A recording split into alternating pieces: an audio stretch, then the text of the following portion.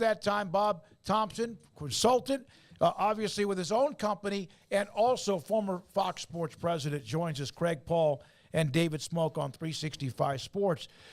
There seems like, I don't know if anything has changed, Bob, since the last time we spoke to you, but a lot of things are out there.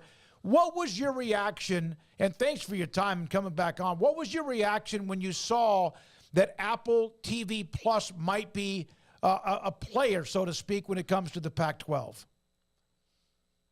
Well, first of all, thanks for having me back. Good to talk to you guys.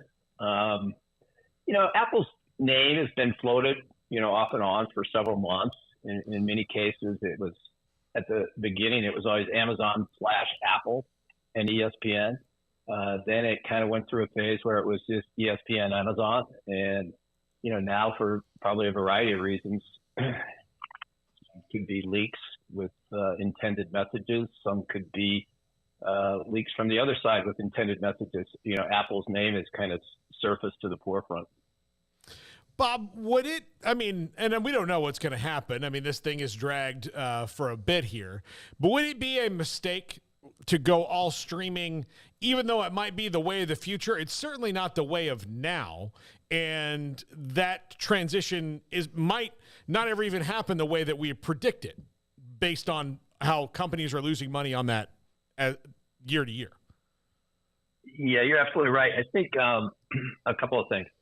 First of all, I think it would be probably not the smartest move to go 100% right now. I think certainly, sticking your toe in the water, having a streaming element. Pretty much every deal now has a streaming element. I mean, the Big 12's got the ESPN Plus, the Big 10's got the Peacock and the Paramount Plus, aspects to it. So I think it's smart to, get your toe in the water and distribute your product to people who may be cord cutters or maybe cord nevers. But to go 100% all in at this point on what I consider probably is going to be a 5-year deal, I don't think it makes that much sense. There's always an issue with trading distribution for dollars, and it doesn't always work out in the intended manner. Broad reach is still extremely important for your product in terms of alumni, in terms of donors, in terms of, potential students, across the board. It's very important. And that's why I think you see, many of the conferences are still going along that model with the huge reach with the broadcast and linear cable networks, but still having an element of streaming. Do you think that's where it ultimately goes? As you said, like these next 5 years is probably not the smartest decision, and that kind of lines up when, all these deals will be coming up around the same time again. But in the future, beyond this next wave of this contract, do you think that is where we're all headed? I don't know.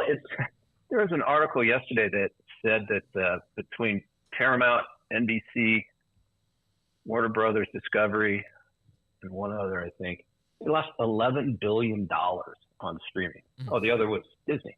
$11 billion on streaming. That's a lot of money. And, the Wall Street has definitely kind of done a round trip on this whole streaming thing. And initially they were looking for what are the new subscriber numbers? Well, now they're looking at not so much subscriber numbers. It's when are you going to make some money? And in order for those streamers to make money and make up that $11 billion in losses, they're going to have to charge a lot more. And so, if you're a guy and you have 4 or 5 streaming services, and now all of a sudden those streaming services are $20 or $25, you're now paying $100 and something.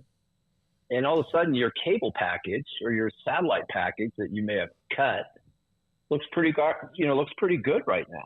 And you could actually see, maybe slowing down the number of people cutting a cord or dropping cable or satellite, and people, going back to the more traditional bundle aspect.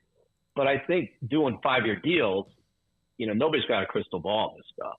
So doing 5-year deals is smart so that you don't miss out on some big reset of the television business, which I think is kind of what happened with the last round of deals that were 10 and 12 years long.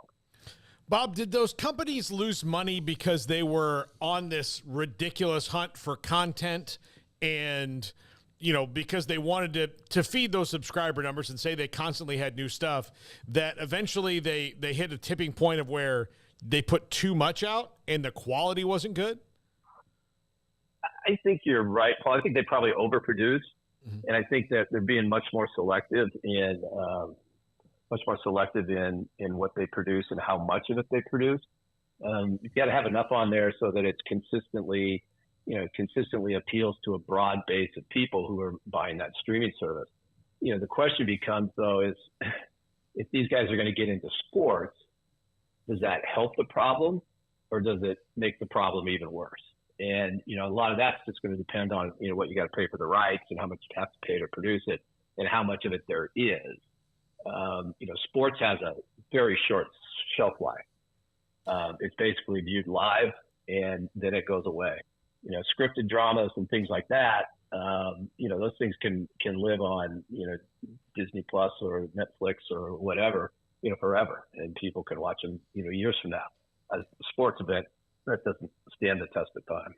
Bob, whether it's Apple TV Plus or whatever it might be, whether it's social media just from those and or media, is that the rumbling of any of this, is that like saber rattling and maybe the preemptive move of somebody making a change where they are right now in a conference?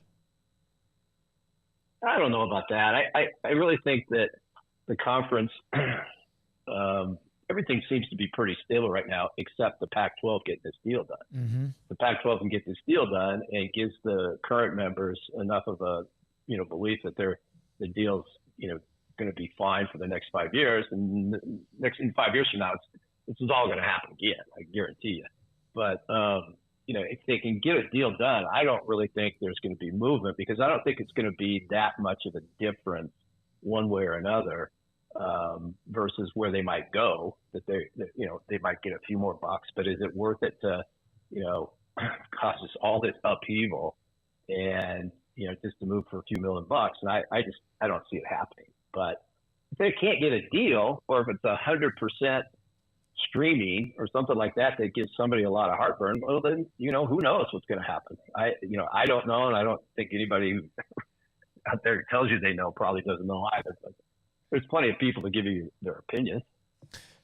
Are you alarmed at all, just from, if you were looking at it from the Pac-12 standpoint, is there reason to be alarmed by the situation they're currently in? Because on one side, it's like, oh, there's a deal that's going to get done. Just wait. It's not going to be far off money-wise. But is there a little bit of an alarming element that it is seemingly so tough for them to land one right now? Yeah, I think it's probably disconcerting to the members. I mean, it probably had a pretty good offer on the table sometime last summer, I would guess, kind of about the same time the Big 12 was looking at theirs. And it turns out that, timing was everything. And Brett made the right move for the Big 12 and was able to lock in, the linear folks of Fox and ABC / ESPN, and going to have good distribution. And he's got his streaming element. Was there money left on the table? Back then I probably would have said yes, but fast forward 8 months and you've got, the economy's kind of in the toilet. You've got Disney telling ESPN to kind of back off on have to own everything. You've got Google and Amazon laying off thousands of people. You got Warner Brothers Discovery trying to absorb that whole deal, and on top of that, we kind of got an economic issue, and so everybody's kind of hunkered down. Then combine that with you've got the NBA out there, you've got NASCAR out there, you've got WWE out there, you've got UFC out there. These deals are all coming up, and those are those are must-haves for some of these folks. The NBA is hugely popular and important to Warner Brothers / Discovery, and also to ESPN. And those are, strong products. And I think people have gotten selective all of a sudden. And they probably also have some leverage that they haven't had in the past. And they're just not going to overpay just for, to own everything. Well, speaking of that, as far as being all in on something, with all the changes and cutbacks and whatever else, streamers, is it true they want to be like the only game in town if they have something like the MLS or Major League Baseball on whatever night it is, or the NFL on Thursday nights? Is that really what they want? And would that be enough to have all of the Pac-12 to scratch their itch? They've been very selective with what they bought, and in the case of certainly with Amazon has with the Thursday night football, and then they've done some Premier League and cricket and things like that overseas. Apple's taken a slightly different route. It's kind of the nights they have it, it's exclusive, and in the case of with baseball, and in the case of MLS, they have it all. Although they did sublicense some games back to Fox, I think a game of the week, but other than that, they have it all. So I think it really just depends on the company. Some of them would prefer, if it's high profile enough, just to have a game of the week. If we're talking about Pac-12, maybe you're talking about a Friday night game of the week, where you're not up against a bunch of other games in other conferences at that time. And but the flip to that is, you got people like Amazon talking about building a sports app to be behind, on the Prime Video portal. And you're talking about, maybe ABC. Or obviously you have the ESPN Plus, but then you're also talking about Apple TV, wanting to have stuff for Apple TV, or do you want to have a separate per fee, per sport charge for something like the Pac-12 on almost a pay per month basis. So some people, kind of are very selective, but if you're going to be building a portal, you need some tonnage. You need a bunch of stuff. You can't just have a game of the week. Nobody's going to pay you extra for a game of the week. You got to have a bunch of stuff. And so that then comes into, are they looking at the Pac-12 networks? Are they looking at Pac-12 networks to produce all their content for them on one of these streamers? Who knows? But I think one of the reasons it's taken a long time is because probably the number's not quite there. But the other thing is it's probably a new kind of configuration that the conference hasn't dealt with before. So there's probably a lot of legal work going on. How much of this also slows it down that you worry about maybe the conference leaders trying to make up for the mistakes of the past? You mentioned Warner Brothers Discovery, and what's going on there right now is it's kind of a whirlwind of they're taking this and selling this to these properties and selling them to other things. They canceled several movies that were already done and just wrote them down. Like, how much, I know that the Pac-12 maybe can't just do that like Warner Brothers Discovery can, but how much do they need to maybe just say the Pac-12 network disaster is in the past, all this other stuff is in the past, let's deal in the now? Well, I think there's probably some of that. The only thing that gives me pause on that is they just announced a deal to move the Pac-12 networks out of downtown San Francisco, where they had this, very large lease, out to a suburb. And if you're going to shut the thing down and basically write it off, why would you go through that? So other than that, I think you're right. That's one way to do it. Is just, take your lumps and blame it on the past and, start with a clean slate going forward. How